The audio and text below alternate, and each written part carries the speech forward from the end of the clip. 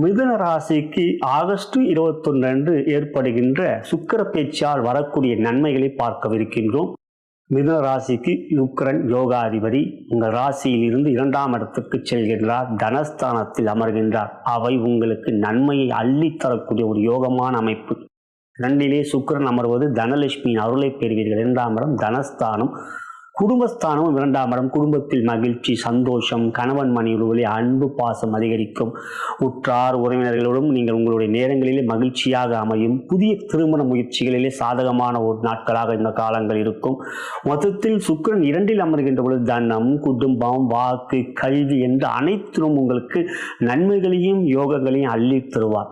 பஞ்சமாதிபதியான சுக்கிரன் 2லே அமர்வதும் அது உங்களுடைய 5ஆம் வீடு என்று பார்த்தால் அது துலாம் ராசி. அந்த வீட்டுக்கு 10ஆம் வீடு கடகராசி. அங்குதான் வந்து அமர்கிறார். ஆகையால் மிக சிறப்பான நாட்களாக இந்த 24 நாட்கள் உங்களுக்கு இருக்கும்.